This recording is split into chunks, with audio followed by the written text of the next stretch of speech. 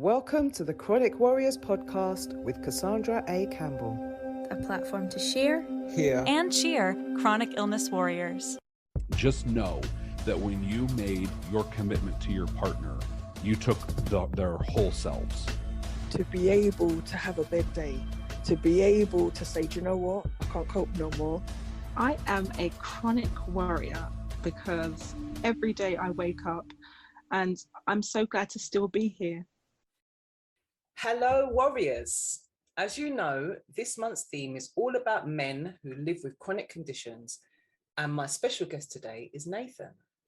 Hi Nathan, thanks for joining me. Hi, Cassandra. Thanks for having me. It's nice to be here with you. You're very welcome. How are you doing today? I'm doing pretty good. It's a good day so far. My daughter starts school tomorrow, so I'm super excited for that, honestly. Okay, nice. Right, so do you want to tell us a little bit about yourself, Nathan? Sure, yes. My name is Nathan, and I'm 40 years old, and I live in the States, United States, and I'm in Minnesota, and I'm a dad, and I'm married. My wife and I have a 9-year-old daughter. I have MECFS, myalgic encephalomyelitis. I've had it roughly a decade, kind of 8 plus years, depending on when the clock officially starts. So I've kind of been living with that for a while, and yeah. Okay, and how have you found living with it? How has it impacted your life, would you say? I would say that it has impacted my life a tremendous amount. I would say it's taken over my life nearly completely. It's very difficult to manage and to navigate, and it's hard. I would just say it's hard. I can totally agree with that one. It's not easy at all. I don't have ME, No. but with the conditions that I do have, I find it difficult as well. And I think probably most of us do. But I guess we'll all have different ways of managing and coping. So Yes. how do you manage to get through every day and being a husband and father and just living? It's almost like I don't know the exact answer. Like it's not an easy answer, but I would say part of it has to do with just trying to find, like, resetting expectations. And I feel like having ME it's kind of like a constant grieving process. And I feel like I've gone through lots of ups and downs. Physically, things have progressed for me in that, when I first had symptoms, I was working, I had my own business, and then kind of initially took some time off, and then I felt like, oh, I have things under control. So then I started working again, and then I spent, years just kind of like in this weird limbo of like, well, I have this very intense disease, but I am able to function. I have moments where I can't function, but for the most part, I'm able to function. And so it was almost like kind of like pretending like it's not there part of the time. Mm. And I feel like that makes it really, really difficult. It was a very long learning process for me to just come to terms that it even exists, more or less. That sounds really silly No. to say out loud, but it's so true. And it still is existing. I mean, we could talk about the physical stuff and how hard that is, and flare-ups. It's like with ME, anytime you do anything, you get this blowback from your body, and so it's so confusing. I feel like I'm just trying to be alive, and my body's telling me, no, we're not going to do that, So it's like, for me mentally, it's a learning process to come to terms with that even exists. And I think where it gets really challenging is getting feedback from the outside around what is going on and other people's acceptance of it, right? Yeah. Institutions, coworkers, doctors, partners, family. Ultimately, what I feel like I've needed is I've needed a lot of people around me to help me mentally make sense of what the hell is going on, even when it doesn't make sense. Yeah. And these conditions don't seem to make any sense whatsoever. It really doesn't. So for me, like, getting the right doctors in place, where I've seen dozens and dozens of doctors that have not been helpful, well, they're not my doctors anymore because they're not helpful, And so going through that process, my wife is very supportive. My daughter is very supportive. My parents are very supportive. Here in Minnesota, a number of my wife's family live closer to us than like my brother or my parents do. And they are also very supportive. And so that has been super helpful and I think necessary. It feels similar to like parenting to me, in that it's such a unique experience and you can't really judge other people on how they do it, because it's so hard, but that you also can't, it's really hard to do alone. I agree with that. I mean, for me personally, although I've always had people around me, when I was first getting symptoms in my teens and 20s and not knowing what was wrong with me, I felt very alone because I didn't know what was going on for myself, let alone anyone else. So it was difficult, I guess, one, to ask for help, and two, for people to offer help. And like yourself, I was in some ways in denial for a long time. But I find that being in denial and not really acknowledging what's going on, it just takes so much more energy. Yeah. As well as dealing with the day-to-day challenges, pain, fatigue, and all the rest of it that you have to deal with. And then on top of that, you're using all of this energy to sort of battle with it, not acknowledge what's going on. Yeah. Pretend that you're okay, put on the facade, you don't need any help. You're coping, Yeah. but you're not. That takes so much more energy. So for me, when I stopped doing that, it was a major relief. Yes. It was a long process getting to the point of being able to ask for help as well. That was difficult. The whole feelings of feeling vulnerable. I don't know if you felt that at all. Absolutely. I mean, yeah, I find asking for help to be not easy. And, I still struggle with that every day. I think I've had to rely on my partner a lot to kind of understand, a certain amount of like nonverbal communication and understand something that is difficult to make sense of. I've had to rely on her a lot to just help me make sense of it. So I think that's been really helpful. And it's also really helpful that my daughter is very empathic and very understanding, even though it's confusing and impacts her life, in a negative way, but she's great. That makes me feel good. It gives me more hope and optimism with respect to, this thing doesn't have to be such a burden on other people. Like, once I've been able to understand that other people are not maybe as burdened by it as my fears create, then that has been helpful. Yeah. But it sounds like you've got a great support network around you. Yes. So I think that is absolutely necessary, which is so heartbreaking when a lot of people and other families are not that way, and it's an extra layer of difficulty that people with ME don't need. They need the opposite, and it is really it's heartbreaking for sure. So we spoke before, and you told me that you had to, well, even just now you said that you had to give up work. Yep. How would you say that that's impacted on your life, on your family?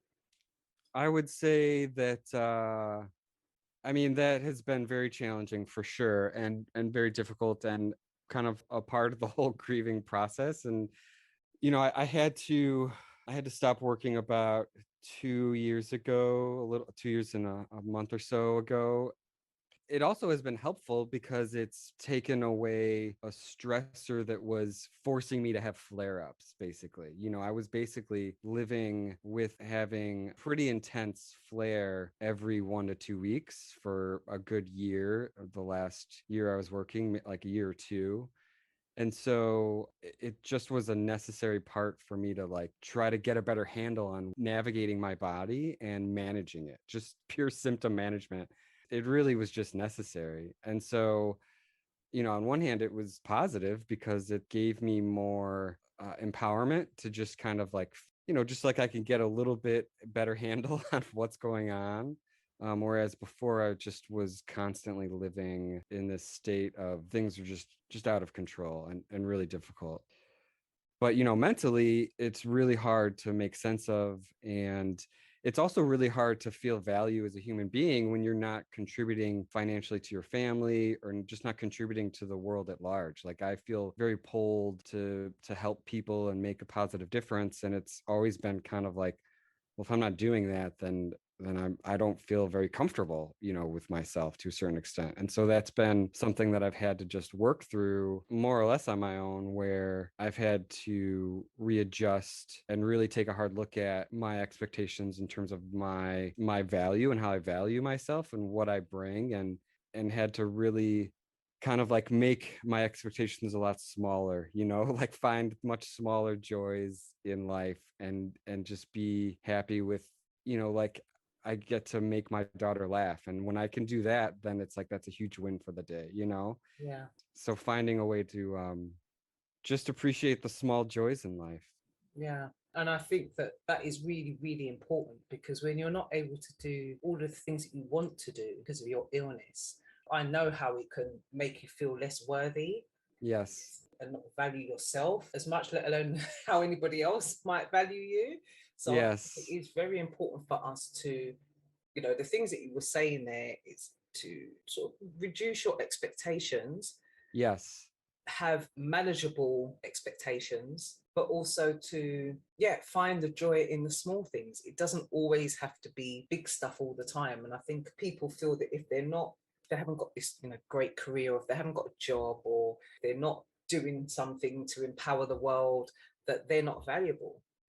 And I guess the message that I try to give people is that you're valuable regardless. Yes. Or you're part of this world, and you have a place in this world, and you do have value, and you are important to someone, if not many people. So whether it's a friend, a family member, whatever the case may be, you have value. It just, I guess for some people, it's not in the way that they want to have value. And for myself, what I wanted to do career-wise and the kind of things that I wanted to do just weren't possible. And over the time, I've had to change my expectations, revisit my goals, find different ways of achieving things, and definitely go through that grieving process. Yeah. Also look at what's important, what's really important. Yeah. And also what's going on in the present moment, right? Yeah. Like what is literally happening right now. Right now I have a chronic illness that is very difficult to manage, and that just, it needs my attention. And that whole like set of expectations, it's not about me, like, around career or achievements or productivity. That's all based on previous experiences or other people's experiences that don't have ME, and they have no idea what it's like to live with it. And so, as you said, it's just about totally changing those expectations. Right now, my daily goals are around what do I need to do as far as sleep and what I'm eating, and how much I'm on my feet or lying down, what I'm doing, who's around me, how much I look at a screen. All of that stuff is all around managing my symptoms so that things don't feel unmanageable. And that's my whole day. And then in addition to that, it's just around like my wife and my daughter, and what do they need, and what can I do from where I'm at to make them happy, because I've learned that there's a lot that I can contribute to, even if I'm not able to, do a ton of yard work or do like physical labor or anything that requires a lot of exertion. There's a lot that I can do just by being present and kind of taking a slow path, taking a slow path, right? I feel like in some ways this illness is a bit of a blessing, because it has forced me to like just have this super slow perspective that is otherwise really, really hard to do when you're in kind of the rat race, Yeah. And I think that there's tremendous value in that. So I just think that's good. Yeah, I agree. And I think society has certain expectations of us. Sometimes we need to put those expectations aside Yeah. and just think about what we need for ourselves. And for me, the fact of having to manage the symptoms every day and all the things that you need to manage in regards to what you were saying, how much screen time you have, if you're resting enough, that in itself is massive achievement, just to be able to manage that. It's massive, and it's not something that the everyday person has to think about. People with chronic illnesses, we are like unsung heroes. And that's why I say chronic warriors, because it's the fact that all of the things that we have to think about and do on a daily basis, that the average person doesn't have to. Yes. Do it, and we get on, and we're still here, and we make it through the day, and we get up the next day and we do it all over again. To me, that makes us warriors. Anything else is a bonus as far as I'm concerned. You being able to be present for yourself and for your wife and your daughter, that's big. Yeah, I do actually feel that way. I think it has good value. I mean, there's no Yeah. question it does. Yeah, most definitely. I think that a lot of people with chronic illnesses, they don't believe it's possible to have a fulfilled life. Do you feel like you have a fulfilled life? You've had to give up your business, you're not able to do certain things that you want to do, but do you feel fulfilled? I do. At the present, I absolutely do. I don't think that it's easy. I think that there are ups and downs, and I will continue to have ups and downs. And there will be moments where that will feel a lot more difficult. But in the present moment, with where I'm at and where things are, I definitely do. And part of that is being a parent and still being able to be a parent and be a dad and enjoy time with my daughter. That is very fulfilling. And just being able to find simple joys. The trade-off sucks.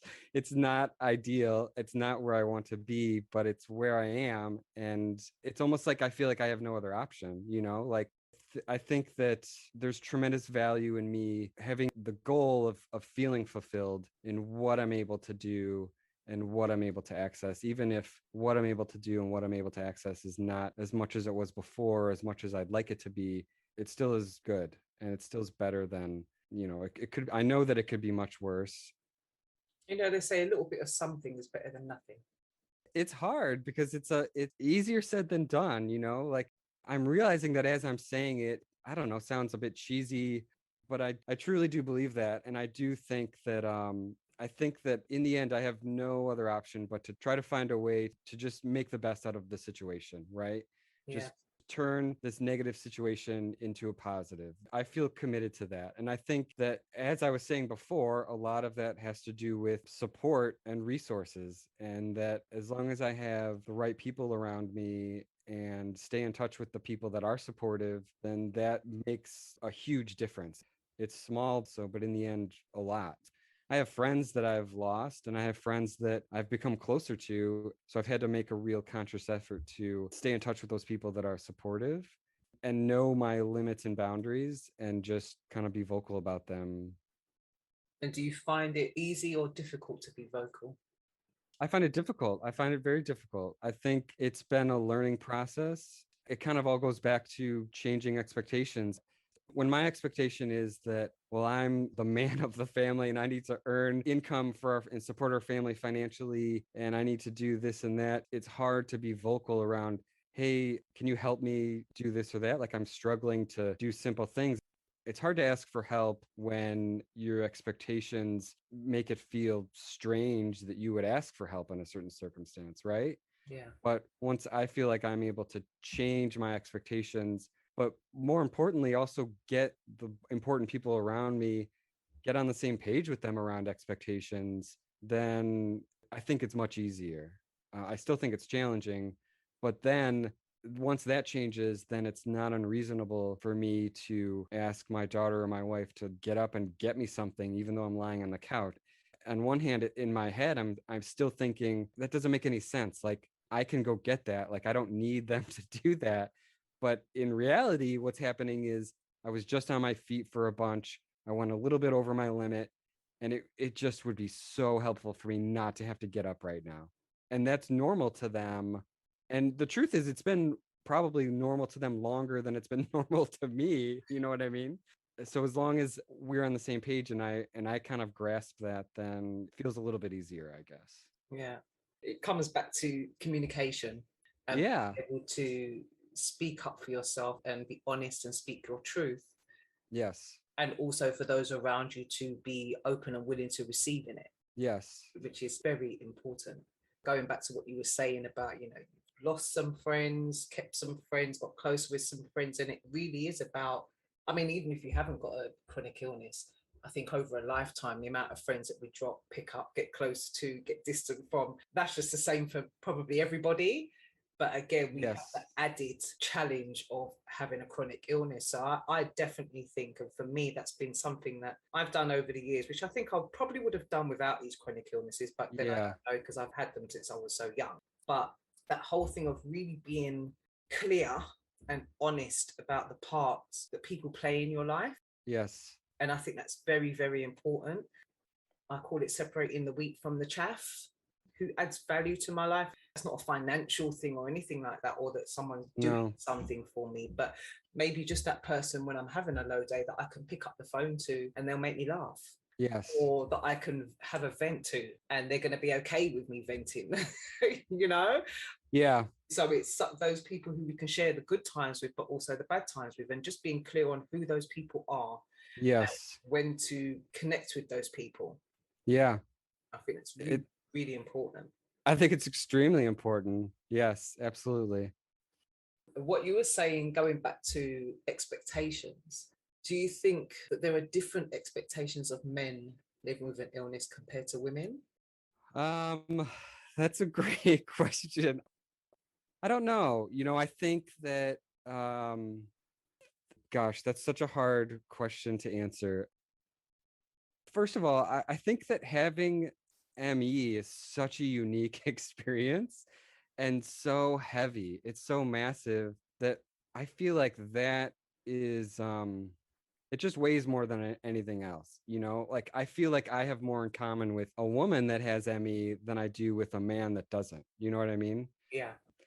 I think when we talk about expectations and being a man, I think it depends on your family and who's around you, and does society at large have different expectations for a man versus a woman? I think probably, and I think unfortunately, I think that the first thing that honestly comes to my mind is that I am probably more, and I'm not saying this is right by any means, but I honestly think that I'm probably more believable to a doctor than a woman, because women are not, they're just not validated and acknowledged, I think, in research has shown in medicine as much as men. Look at heart attacks and things like that. So I think that to a certain extent that has probably been helpful for me in a way that I haven't fully realized. I mean, I still have had a lot of doctors dismiss me and a lot of doctors not be very helpful, but I think that that's probably very real and something that I've taken for granted a little bit. I think that for my family in particular, my wife and I don't really hold traditional roles in terms of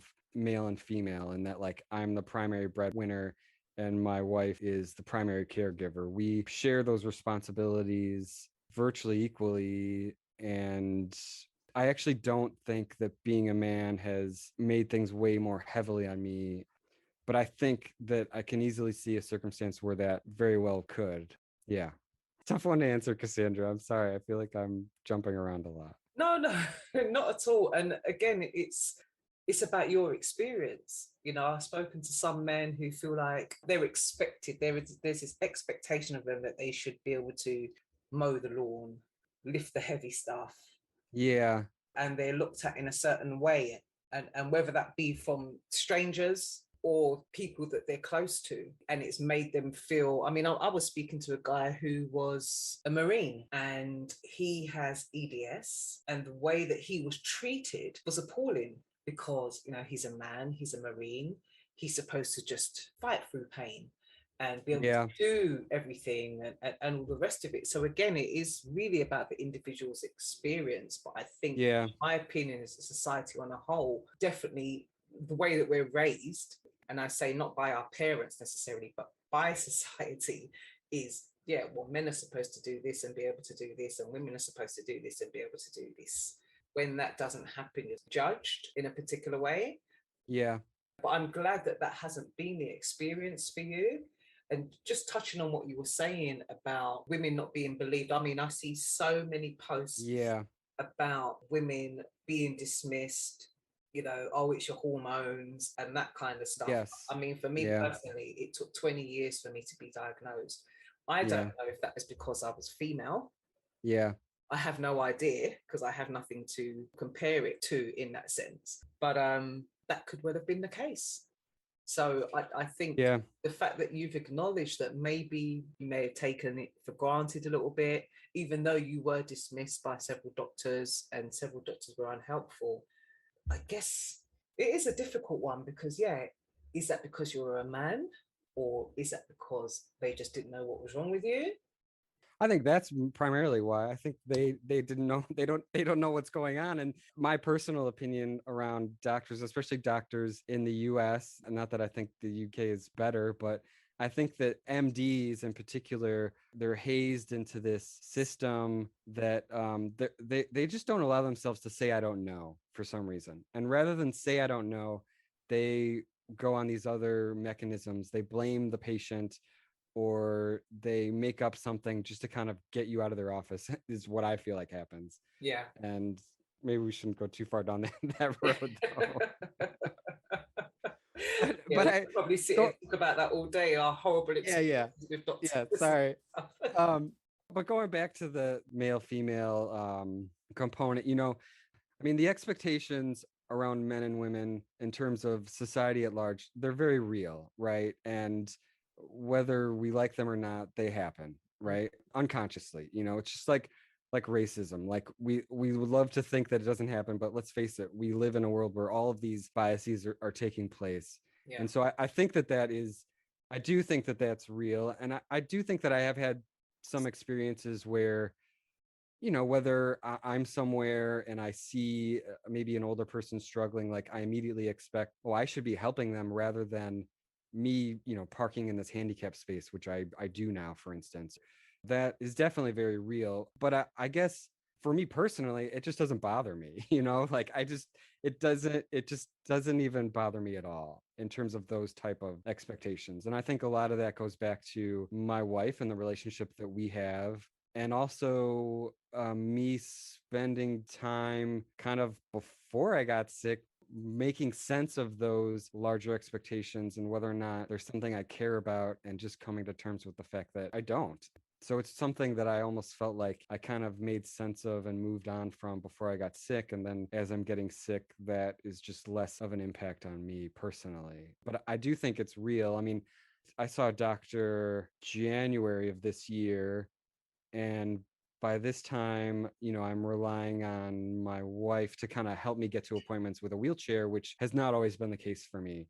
And I didn't go to him for ME, but I went to him for some digestive issues. And his kind of conclusion was, oh, well, you're a healthy young man, and that's why this is causing this problem, or whatever. And it's kind of like, doesn't exactly match what this chronic illness that I have that is a bit debilitating, and that research has shown to be, quite frankly, more debilitating than lots of other things. And I don't know, I found that to be just kind of strange. Like, is he just coming to that conclusion because I'm a man? And like, so that's kind of the first and foremost premise.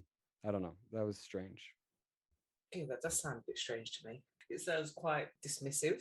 Yeah, it was a bit, but I don't know. That's how it goes sometimes. Yeah.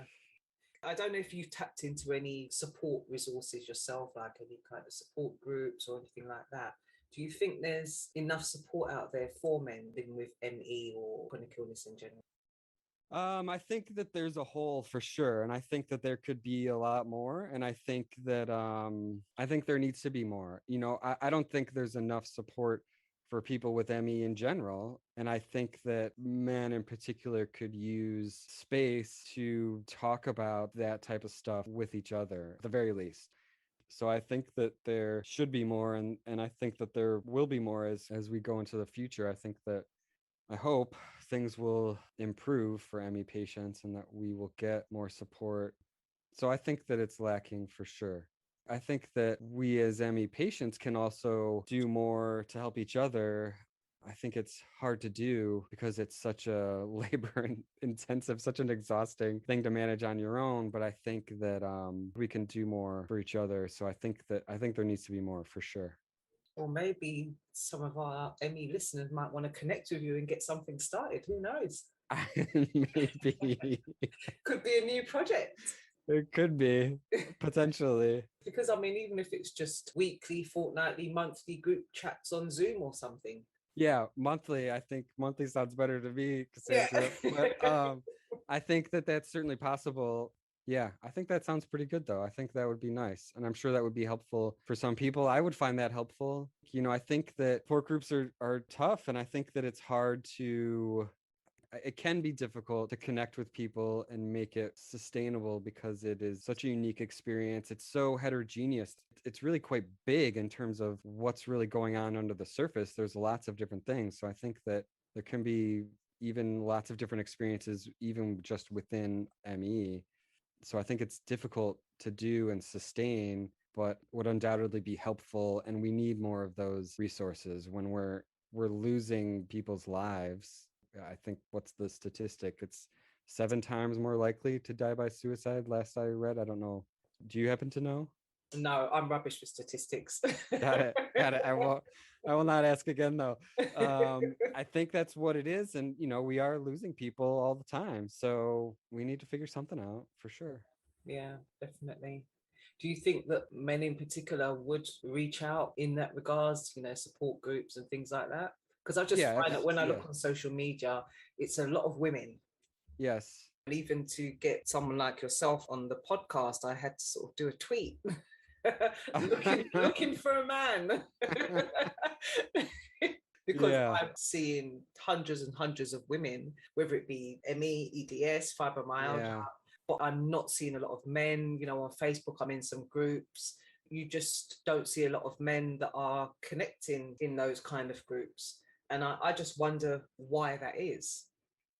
I have no idea. I'm not going to be able to answer that. I don't think. And not that you're expecting me to totally provide an answer, but I don't know. I mean, I do think that men would take part, if that option existed and felt accessible, I think that people would partake in it. But why you see less people on social media, I don't know. I don't know if it is quite literally there's just a lot less of them compared to women. I mean, I know that statistically that not to bring up statistics again, but I know that the diagnosis occurs much more in women than in men. But is that because men aren't seeking support and getting diagnosed, or is that because it's literally not occurring in them as much for physiological reasons? There's a vacuum for research right there. And I also think about people of color in the diagnosis, because I don't see a lot of people of color with the diagnosis. And is that a genetic thing, or is that a cultural thing?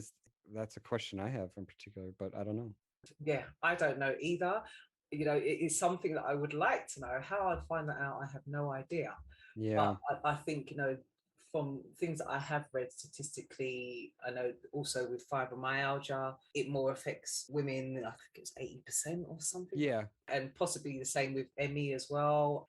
I think that's probably the case. I mean, obviously that's what the research shows, but I think that it is just occurring in men a lot less frequently. Yeah. And then again, as a Black woman, over the past few years, I have seen or connected with more Black women who have that I have.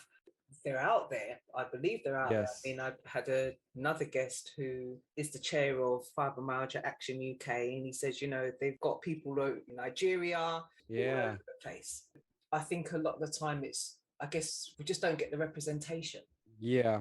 So probably just reflects general healthcare disparities as it exists. Yeah. And I think, for myself, in the ways that I was dismissed in my younger years, I don't know. Yeah. Again, I don't know how much of that was because I was female or because I was Black. I have no idea. Or because they just didn't know what was wrong with me, so they just couldn't be bothered. But it is a very interesting thought, because I know that there are some illnesses, some conditions that are more prevalent in women over men, in Black women over white women, that kind of thing. So, but I would not have no idea about how to verify these things. That would take a lot of research, which is not something that I'm particularly about. So if anybody's got those figures, feel free to send them my way. But yeah, it's just interesting, and it's something we might never know, to be honest. Yeah, it's interesting to think about and to discuss. But it also shows how much more recognition we need of the diagnosis, right? And that in order to answer that question, we need to know first and foremost how many, we need to have better recognition of it. I feel like things are a little bit worse again in the UK than in the US, but in the US, one of the things that advocacy groups are trying to push right now is having an ICD-10 code for ME, which at present doesn't exist. It kind of exists under this larger umbrella. And the Centers for Disease Control and Prevention isn't doing a good job of tracking how many people really have this in the US. And if we start to do that, then we can start to ask deeper questions of what are the other healthcare disparities. So that's something that we need to be pushing for in the US, is that type of a recognition. And then in the UK, you guys have the NICE guidelines hold up and everything, which is pretty frustrating, but Yes. I won't take us down that road either. Sorry. Yeah, I've been seeing a lot about that and sharing Yeah. about that as well. And I think it's an absolute disgrace. And I just think Yeah. there are so many conditions like ME, you know, that are just not recognized and acknowledged enough, because I know that's definitely been the case for EDS and fibromyalgia. Yes. So we're sort of in a similar boat. I do know over the past couple of years, there's been a lot more awareness around it in regards to Yes. organizations and charities and things like that, and people speaking out. But in regards to actually getting any help and support from the medical profession, for me personally, I know for a lot of people, it's not there. It's not an option. Yeah. It's very different. I know that you guys in the US, you pay for your medical treatment anyway, and you have Yes. insurance, etc. With us, we have the NHS, and what I'm Yes. finding is unless you can afford to pay for private doctor, Yes. physio, or whatever, you're just not going to get the treatment that you need. You're not going to get the support that you need. You're not going to get the diagnosis of whether it's the associated symptoms and conditions. It's just very rare that it actually happens. Yeah. And it's not good enough. No, it's really not. good enough. Any of our situations, it's just not on. But yeah, that is a conversation. Another one that we could talk about all day. Yeah. Sorry, I've taken us down some tangents. No, that's absolutely fine. Part of it is part of what you go through. It's part of what you Yes. experience. So it's important and it's relevant. Yeah. So would you have any advice for any men or women or children who live with ME or with similar conditions? What would you say to somebody who's just started getting symptoms and being diagnosed, for example? Oh man. There's so much I would say that my head kind of explodes thinking about it. You know, if someone's just having symptoms, or if someone has like long COVID, for instance, which I think is a good corollary with ME, I would say do not push it, and rest and rest and pace. And the majority of doctors don't know anything about what's really going on, and that your job now is to align yourself with people, friends and family, and doctors that are supportive and validating and want to help you figure out what's really going on, and that pushing it is going to make things worse. If someone is well beyond that point and has had ME for a while and they're feeling discouraged, I would say your number one priority is to not give up.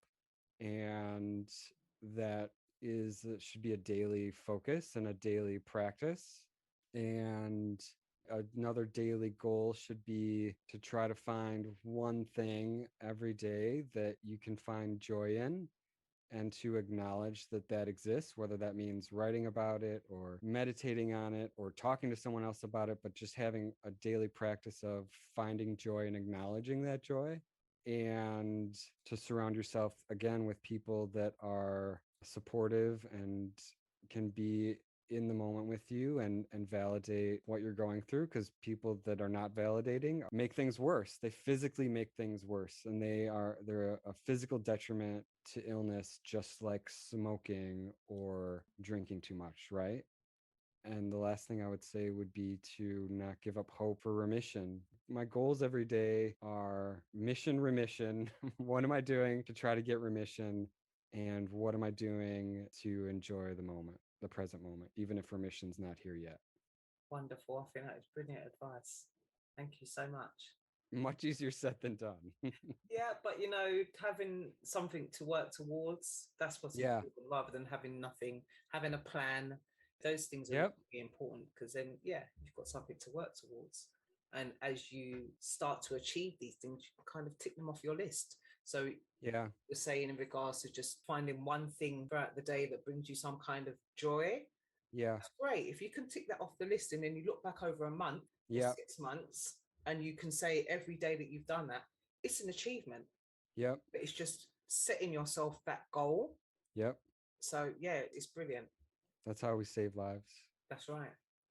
Thank you so much. It's been so brilliant having you on. Thanks for having me, Cassandra. But before I let you go, you know what I'm going to ask you, right? I'm going to ask you to complete this sentence for me. I am a chronic warrior because... I have to try to not overthink it. Just say whatever comes to mind. I'm a chronic warrior because I am not giving up, and I'm going to focus each and every day on mission remission and finding a small joy to make me happy. Perfect. Thank you so much. Thanks, Cassandra. Enjoy the rest of your day, Nathan. All right, you too now. Right, take care. Bye now. You've been listening to the Chronic Warriors podcast. Please remember to like, subscribe, comment, and share this podcast.